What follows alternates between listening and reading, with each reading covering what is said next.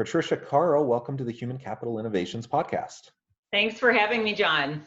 Excited to be here.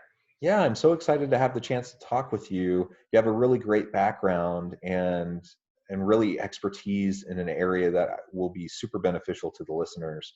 So thank you for taking time out of your busy schedule to share your insights and your wisdom with us. As we get started, I just want to start with a quick introduction and share your bio. Patricia Carl is president of Highland Performance Solutions. She's an executive coach and consultant, a former chief human resource officer for both public and private equity-backed companies. She partners with leaders, teams, and organizations to drive business outcomes and has worked with clients across industries from companies such as Microsoft, Target Corporation, Deloitte, Citadel to Silicon Valley startups. She has guest lectured at academic institutions, including the University of Pennsylvania, and her insights have been regularly featured in Forbes, Real Leaders, and other publications. She holds leadership roles with not-for-profit boards and organizations and is an angel investor in multiple technology companies. A super interesting background, and what a pleasure to meet you and to have a chance to talk with you. Likewise, I'm happy to be here. Before we launch into our discussion, anything else that you would like to share with the listeners generally about yourself and your background? Yeah, sure. I'd love to.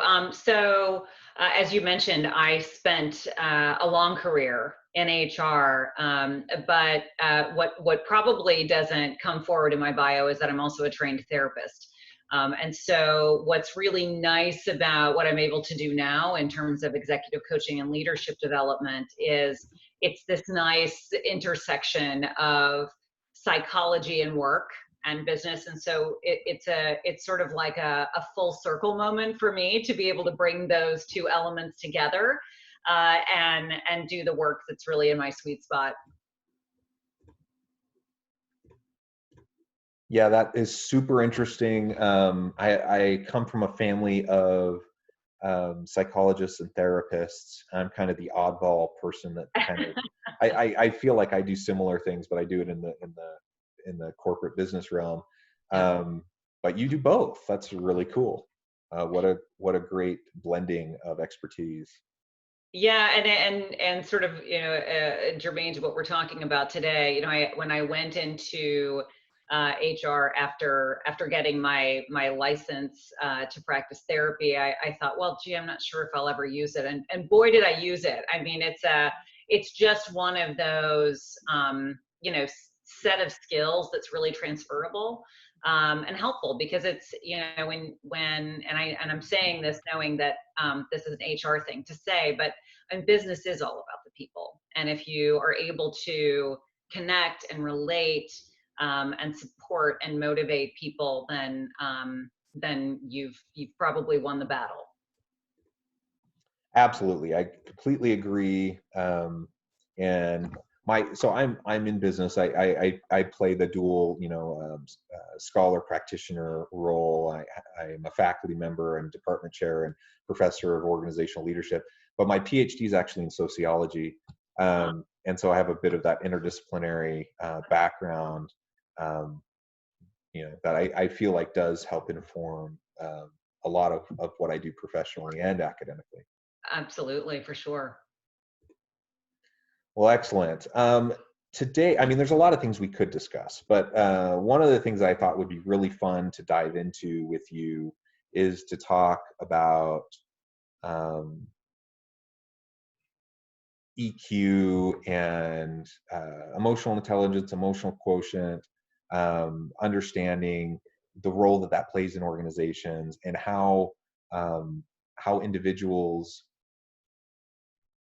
can tap into that understanding and how leaders can leverage it to lead more effective and empowering types of organizations. Yeah. That was a bit of a mouthful, but do you want to start by sharing with us, for those who are a little bit less familiar with EQ, explaining what that is, and then diving into why it's important for leaders to have emotional intelligence? Yeah, it's gotten a lot of press, maybe in the last 10, 15 years or so. Although I'm consistently surprised at how many people know relatively little about it, because it's so, so critical. So EQ, which is, just stands for emotional quotient. It's sort of it's supposed to be the emotional analog to IQ. Is basically your ability to understand and manage your own emotions, and also to understand those of others. So a really simple way to describe it might be someone that you see who has really excellent people skills, somebody who can read a room, who gets the subtext of conversation, and also is able to sort of use that information to navigate relationships and organizations and conflict, and problem solve and influence. And so folks who have this ability really are the folks who are most successful. IQ is important, obviously. Certain skills that you bring to jobs, all important, but they're sort of table stakes. You need sort of a threshold level of those, um, but the difference maker is EQ. It's how well you're sort of able to move through the relationship aspects of business.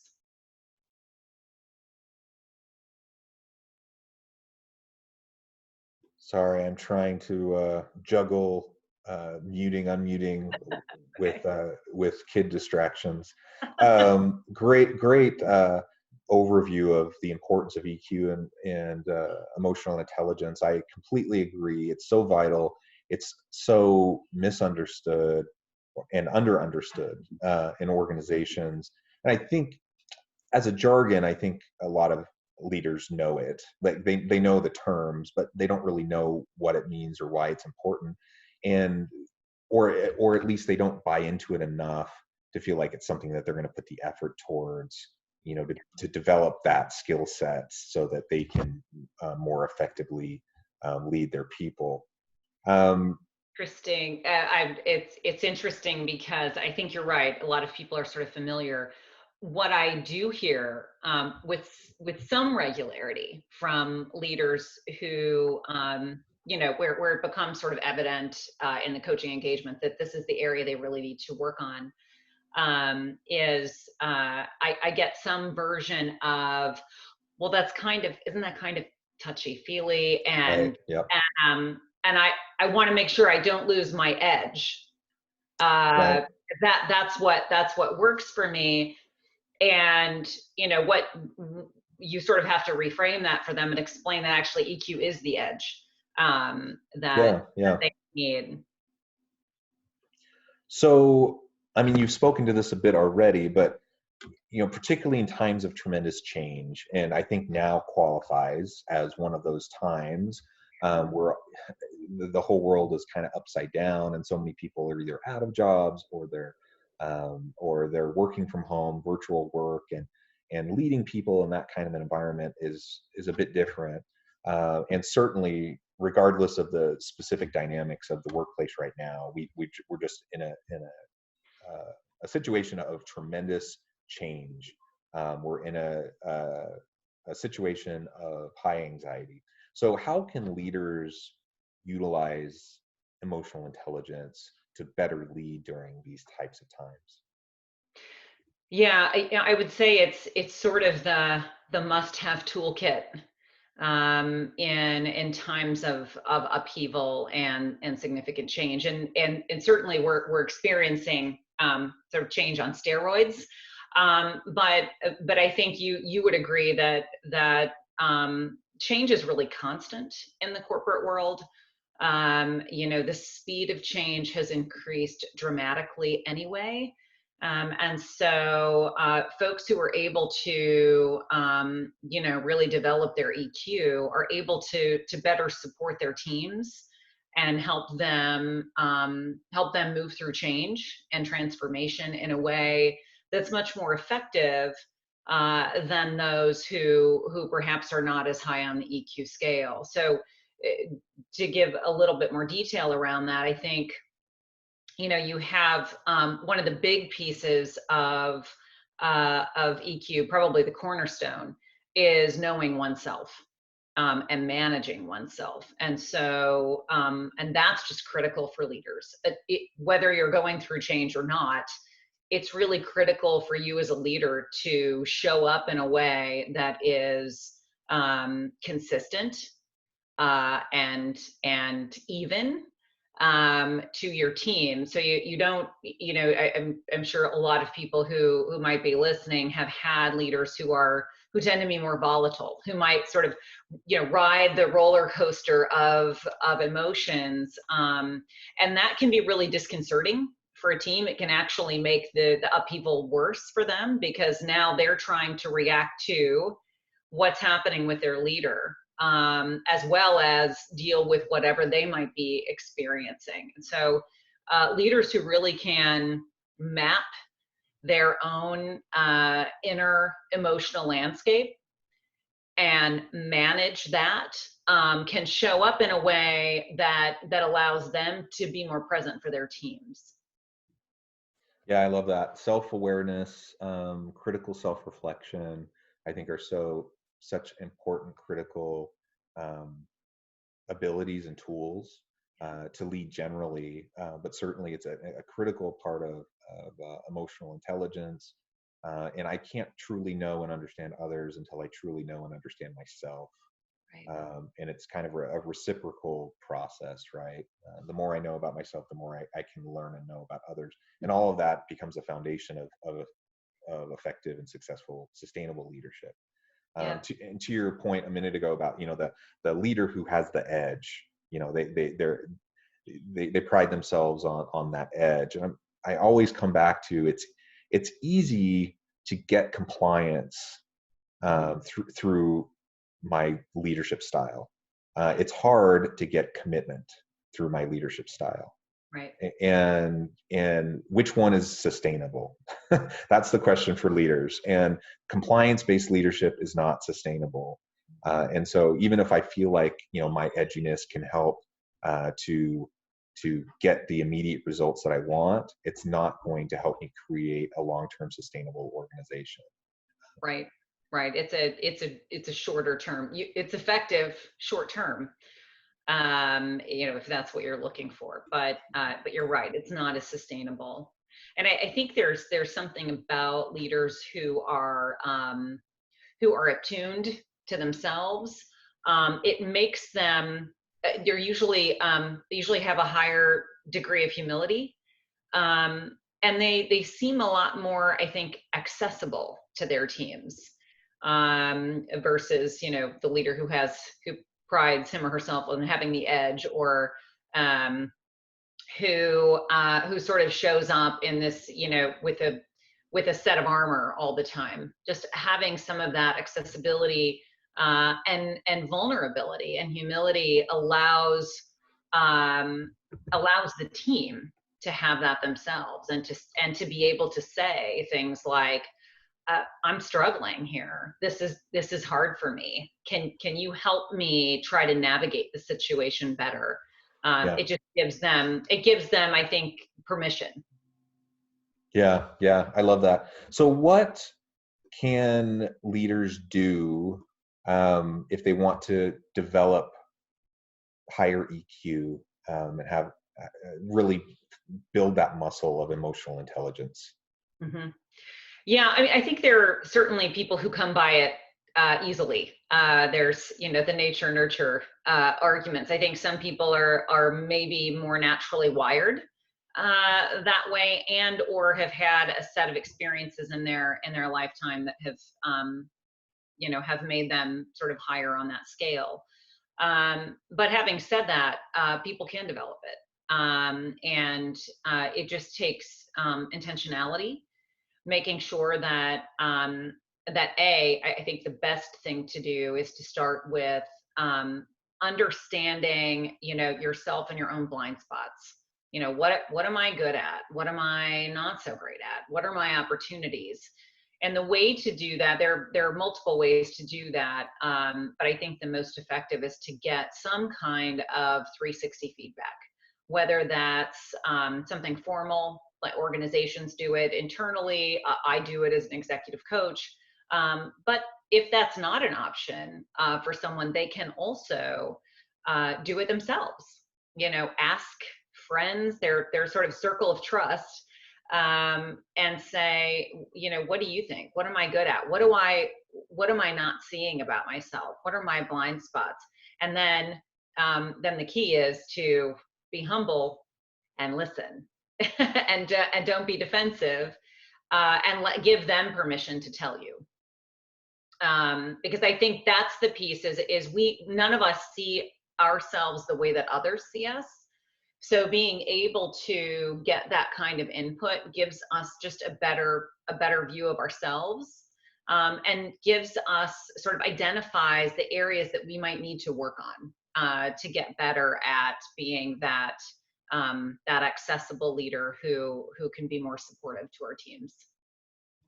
Yeah, I love so much about that. I love being an accessible leader, being self-aware, being humble, and having that intellectual and leadership humility is so key.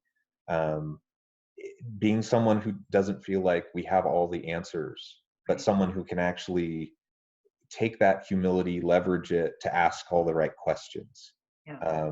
and to really be with and to see the person who's sitting right there in front of you, whether it's virtually through Zoom or whether it's actually physically in the room, that you can be with that person, you can be present in that moment, and see and hear and listen, truly listen to them. That's really what it all comes down to. And it is a muscle that has to be built over time for most people. You mentioned it. Some people are a little bit more naturally inclined towards it, but it's not something that you have to be born with. You can develop this skill set, if you're intentional about it, and if you check yourself and kind of force yourself to have those uncomfortable moments where you look yourself in the mirror and can really see where you stand and what you need to work on. Right. Yeah, yeah, and once you're able to identify those, I think that I really encourage clients to use their existing strengths to try to build some of that muscle, as you said.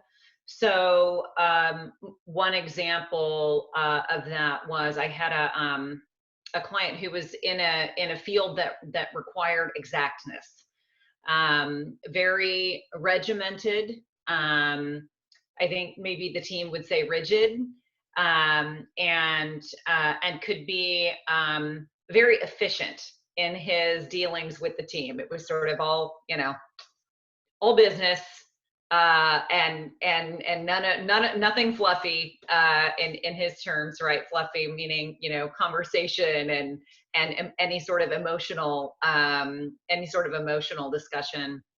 And so what we did was, studies show, right, it takes about 60 to 90 days to really develop a habit. And so we used his love of structure to schedule time with his team, just sort of we scheduled, this will sound funny, we scheduled informal walk around time. And we mapped out a script in the beginning that was mostly around asking questions, being curious about his team. And in the beginning, I know it felt strange and awkward, and I'm sure it probably came across that way a little bit to his team. But the team's response to that ended up being so rewarding to him that it just kept reinforcing it until it became much more natural. And it was something that he could do in a more, extemporaneous way, versus having to schedule it. And so the team previously had sort of perceived that maybe he didn't care. And the old adage of, people don't care what you know until they know that you care. And so being able to demonstrate that to the team, they felt much more engaged and supported. And they could start then, they felt like they had permission to come engage with him and talk about ideas they had or challenges they were encountering.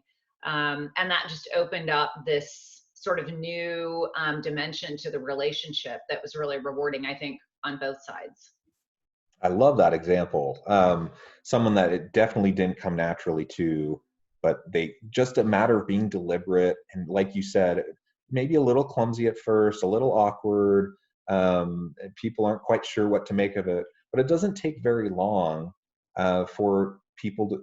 People want that; they need that, and so as you start to make effort towards that kind of an approach, people will open up and they'll resonate with it. Yeah, yeah.